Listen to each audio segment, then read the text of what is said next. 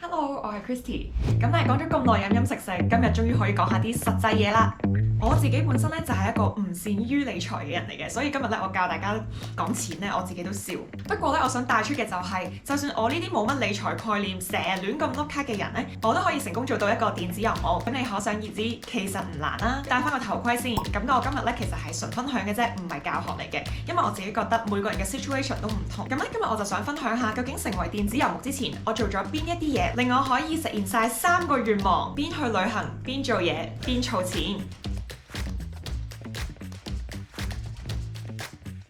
第一步咧就係要準備一筆啟動基金啦，亦即係你需要有足夠嘅 cash flow。咁講緊咧係唔計你自己擲咗喺投資產品上面嘅錢咧，你需要至少有3個月嘅生活費。你如果去泰國幾個地方生活，你就計喺泰國嘅生活費咧，然之後乘以3。我講緊係 at least 你需要有一筆咁樣嘅 cash flow。就算你3個月冇公開嘅時候咧，都可以有一筆錢應付你嘅生活。咁當然我講緊3個月嘅 cash flow 咧係最少啦。我自己咧就準備咗6個月嘅。咁所以咧講緊 feasibility 咧，如果你揀東南亞呢啲平啲嘅國家咧，你就可以快啲去達成你呢個儲 cash flow 嘅目標啦，然之後就快啲去啟動成為一個電子郵牧啦。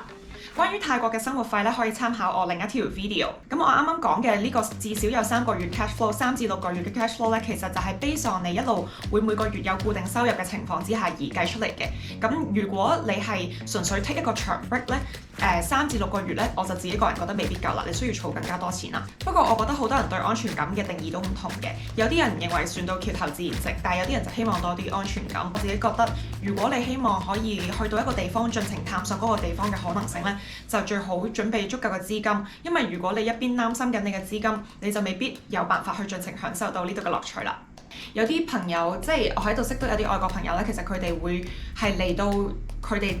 遊牧嘅國家先去揾佢哋嘅工，咁都有咁嘅情況嘅，甚至有人會選擇打工換宿，呢個都係另一個玩法啦。咁但係我啱啱提及，如果真係成為一個電子郵牧咧，就係有一份 remote 嘅工作，穩定嘅收入，咁再加上呢筆啟動基金，咁有呢2個資金嘅來源咧，就比較穩陣啦。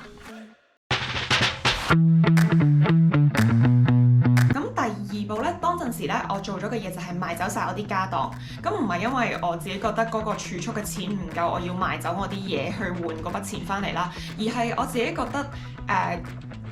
遊牧係一個心態嚟嘅。我當陣時賣走好多相機啊、鏡頭啊，一啲我冇成日用嘅電子產品。咁一方面當然係因為其實你儲存嗰啲你嘅家當、你嘅產品，你都有一個空間嘅 cost 喺度啦。咁同一時間亦都好環保啦，同埋你有一筆鬆動少少嘅錢，可以買一啲你去到你投入遊牧生活需要嘅物品。咁譬如我賣走咗我以前唔要嘅鏡頭啊，我就買咗部 GoPro， 咁我就可以嚟到新嘅地方之後就可以記錄我嘅生活啦。Let's say。咁第二就係我自己覺得賣晒所有嘢，將自己嘅生活濃縮咗喺一件行李度嘅時候咧，真係一個好有儀式感嘅一個行為嚟嘅。你會覺得自己好似我真係行入一個新 chapter 啦，我真係邁向新一頁嘅感覺咯。同埋我自己覺得，當你剩翻1件行李嘅時候咧，你真係會有呢個四海為家嘅決心咯，令到呢件事更加 realistic。唔係話我隨時有個屋企可以翻去啦，咁我1個月唔適應，我咪翻去咯。咁我自己覺得試一樣咁新嘅生活咧，係需要一個決心嘅，而賣走所有嘢呢樣嘢咧係幫到我嘅。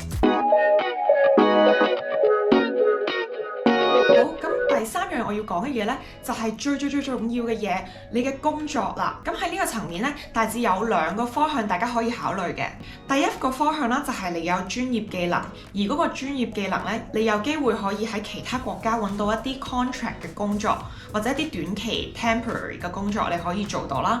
而第2個方向呢，就係好似我咁，你係一個電子郵牧，你唔需要 base 喺一個地方度做嘢，所有你交嘅 work 呢都係 online 嘅。咁通常呢啲就係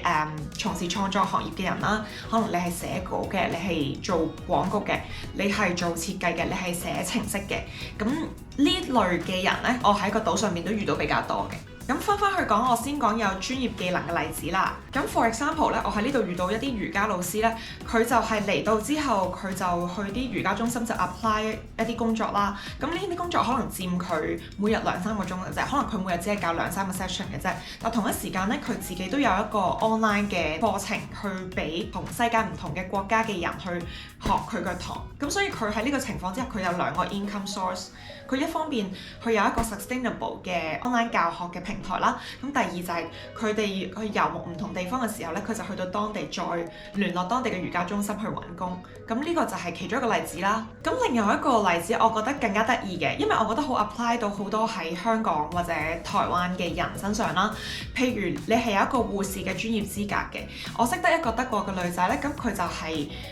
會去唔同國家做一個 contract 嘅護士。喺我識佢之前，我都唔知原來有咁嘅一回事。咁當然啦，每個國家佢都有唔同嘅試要考嘅。譬如你去美國，你可能要考一個美國專業資格嘅試，但係講緊都係 for 一啲 temp work，你唔需要及必我話要做一份長工咁樣。原因咧就係因為其實好多地方都好似香港咁啦，醫療人手短缺，咁佢哋好需要一啲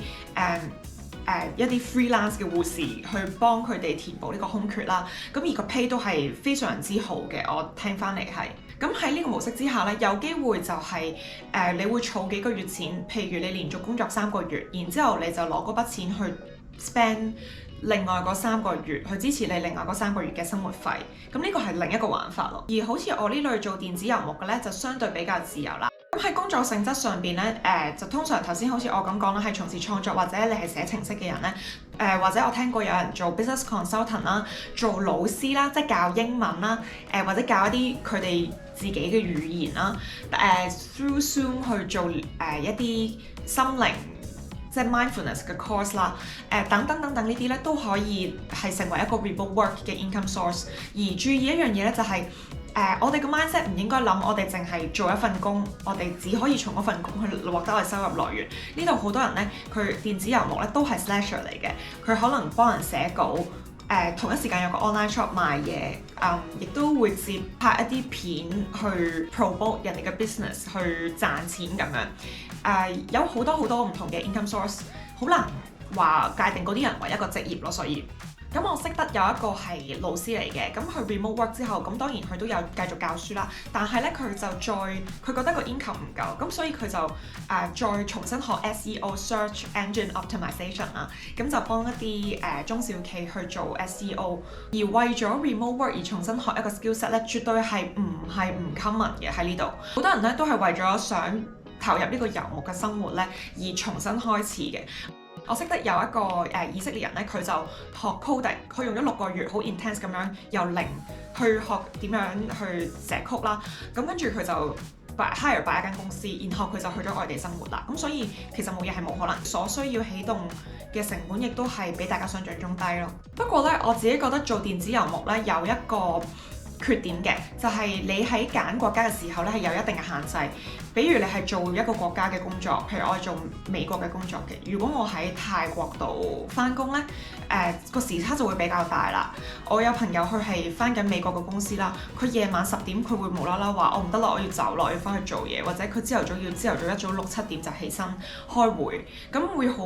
fuck up 你個生理時鐘。我自己個人就覺得係呢個位係比較唔理想嘅。講到工作嘅問題咧，我哋就衍生到去月薪月入嘅呢個問題啦。我自己個人嚟講咧，我覺得我平均月入咧就必須比我嘅生活開支多出30%至50%，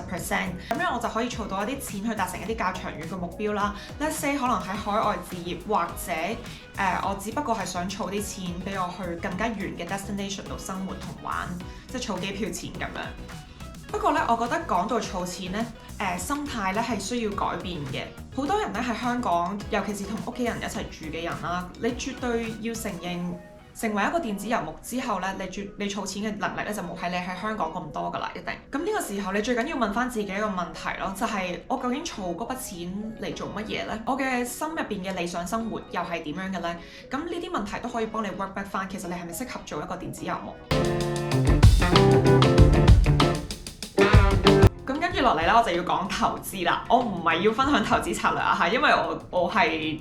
好廢嘅，我係冇眼光嘅。點解我要講呢個 topic 呢？係因為我知道好多香港嘅人，尤其是係我哋呢一輩嘅人咧，已經有好強烈嘅投資習慣。我自己個人咧就純粹係投資嚟抗通脹嗰種啦，我亦都係唔係短炒啦，我係擺喺度。但係咧，我就喺出發之前，我就做咗一樣嘢嘅，我將我部分喺香港買嘅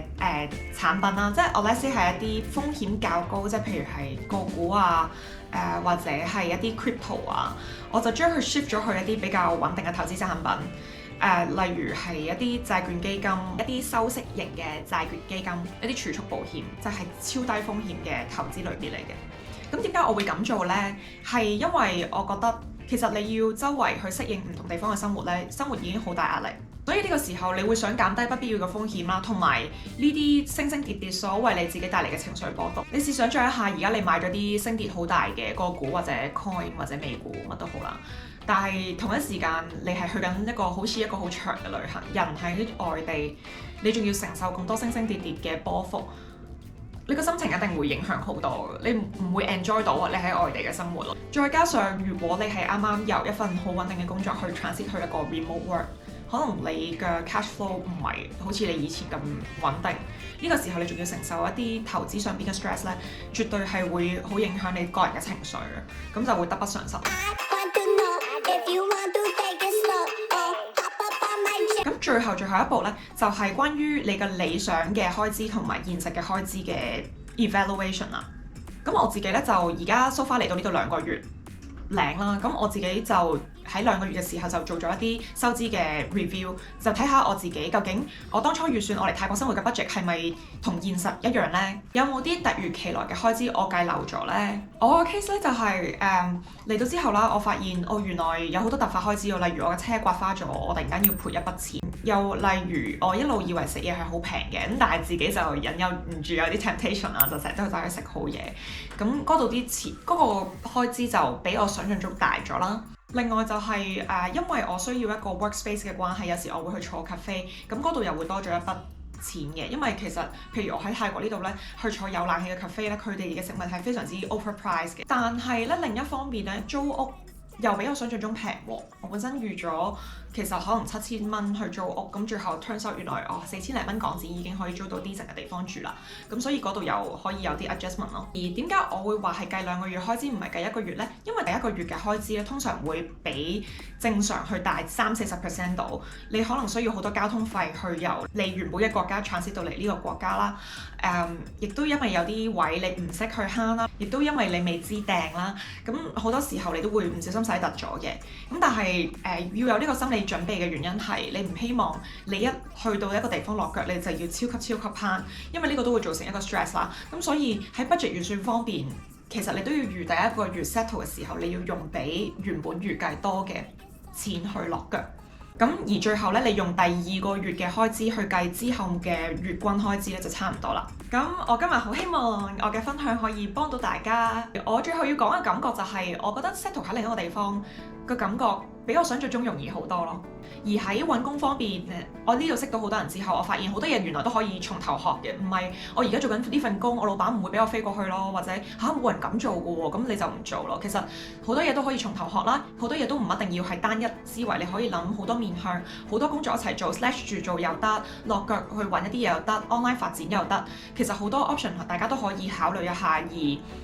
需要標嘅時間亦都冇你想象中咁耐。其實好多香港我哋自己俾自己嘅框架係，我哋放低唔到嗰個收入水平嘅枷鎖，即係我哋會覺得我一路賺開咁多，我都希望我未來一世都係賺咁多或以上。但係你亦都可能冇調翻轉諗過，而家你嘅工作有幾影響你嘅生活質素，而嗰筆錢係咪真係 compensate 到嗰個生活質素嘅損失，導致你喺賺嗰筆錢同時不知不覺咁失去咗你自己嘅 life， 而你最後係用緊嗰筆錢去想換一個好嘅 life，咁呢件事其實係好矛盾嘅。咁所以我覺得關於金錢同埋生活有好多位我哋可以重新思考過，拆咗我哋過往俾自己嘅框框，去諗下我究竟理想嘅生活係點，而調翻轉去 work back 翻我點樣可以達到呢個理想嘅生活咯。係啦，咁我今日嘅分享就係咁多啦，下次再講啦。有啲乜嘢想知留言話我知啦，記住 like 同 subscribe 啊，拜拜。